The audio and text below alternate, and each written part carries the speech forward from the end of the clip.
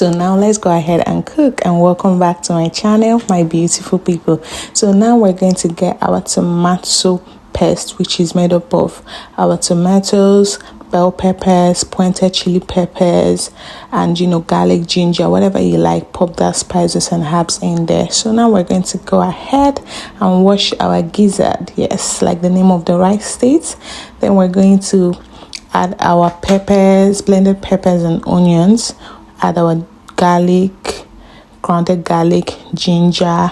These seasoning cubes wanted to break off my fingers. Like, what's going on now? I had to throw that in there. Then we're going to go ahead and add our stock chicken powder.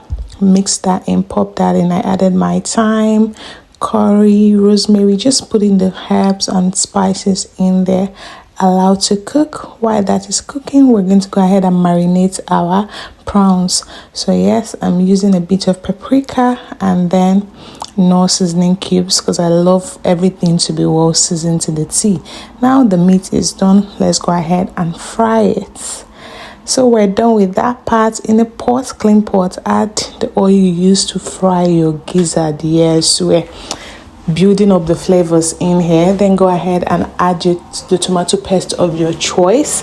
But you see, if you want this to be banging, I have a thing for dairy cut tomato. Like, it makes your jollof bang even without adding this process. Just cooking your rice this way with this process, like you can eat it that way before you start doing the other ceremony in it. But this is just us being extra. So now we're going to go ahead and add our paprika. For some reason I love that. The remaining nutmeg, nor seasoning cube again, I could not, so I had to throw that in. Rosemary, thyme, then our grounded ginger. Fry for a bit, and then we're going to go ahead and add our tomato mix for the jollof. Now you're going to stir that in and stir it in till it mixes and blends well. I went ahead to add my salt to taste and cover to cook. Yes, allow that to fry till the salt test from the tomatoes and peppers are all gone. Then I added a bit of bouillon cubes, to test. Now pop in your rice, your washed rice.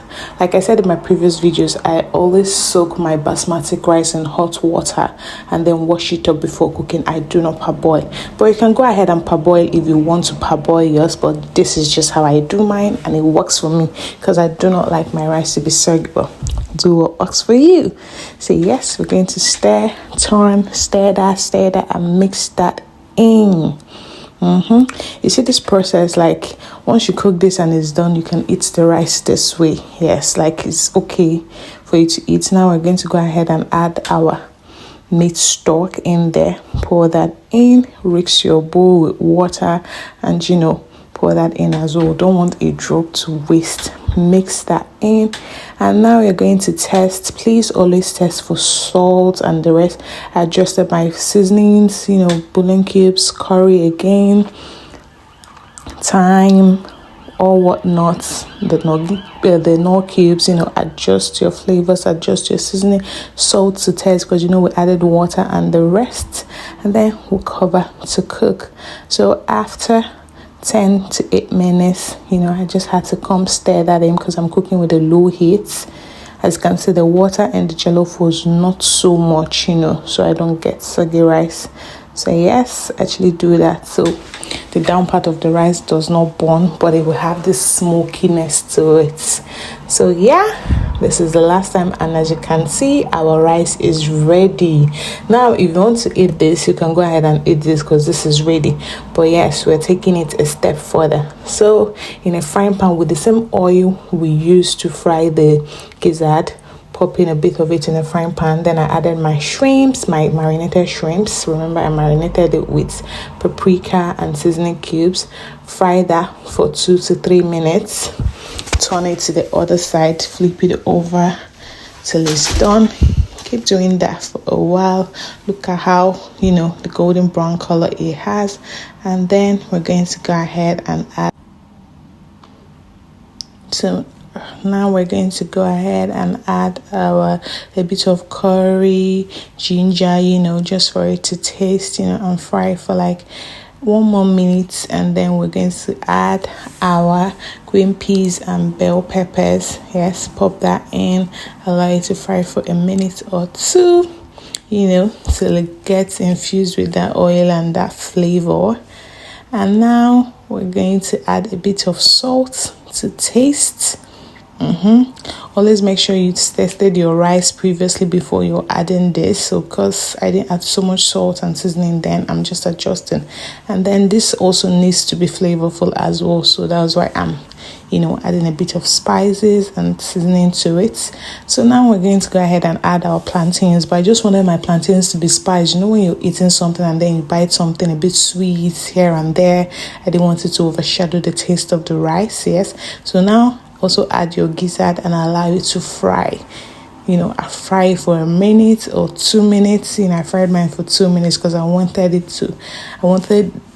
the whole mixture to be infused with each other. Let them gist together. Now go ahead and add your rice to the pot. Yes, this process is so seamless and so easy. It's just like doing fried rice, but this time around with jollof rice, and then you can play around with any vegetables of your choice. But these are the veggies that I wanted, because I wanted something like a Gizzdodo, but with jollof rice. You get the gist? Yeah. So yes, go ahead and mix that. You're going to be frying this for 2 to 3 minutes. And one thing about frying your rice this way is, if you're someone like me that cooks, or meal preps for like a long time, this can stay in my fridge for a week and and then whenever you microwave it, it comes out fresh. It smells fresh, like it doesn't get spoiled easily. So these are one of the reasons why I love to do this method of cooking. Plus the taste bangs. Imagine when you're taking a spoon and you're getting prawns, you're getting a bite of meat, you're getting the vegetables. Just imagine, close your eyes and imagine how yummy and juicy that would be. So now we're done. We're going to add a bit of red bell peppers for color. I forgot to add that previously. So yes, mix it up together and we're done. Now you're going to go ahead and repeat the same process. And please, while you're watching that, please don't forget to like, share, and subscribe. Please, I'm begging. Help us start to grow. Come on, let's grow this our young family. And then you can drop in the comment section the kind of videos you want to watch. If it's something you want to ask, let's grow this our young family and our young community, please. And you see this rice, if it's for your husband or your boyfriend or whoever, in fact, this Mother's Day, cook it for your mom. Cook it for your mom. Enough of the regular jollof that is always, jollof with crayfish, jollof without crayfish. Try this method and see people like, what? My mom loves this recipe. Try this method for this Mother's Day. Tell mommy, don't worry. Let me show you how it's done. Then if it's for your husband, try it and come and tell me if it doesn't work. Like, cook this and try it for yourself, for your kids. If you have kids that are like, they don't love vegetables or something, try this and come and thank me. When they see the meat and the plantain, they will rush, try and come and thank me. So please don't forget to like, share, and subscribe once again. So we're just going to repeat the process till the rice we have in the pot is done. So I did this for like 2-3 times, before I was done. And now, look at this. Imagine you're hosting people and you bring out something like this. I will visit you every day. Imagine. And you have something this rich. Come on, I am going to visit you every day. What is all this beauty?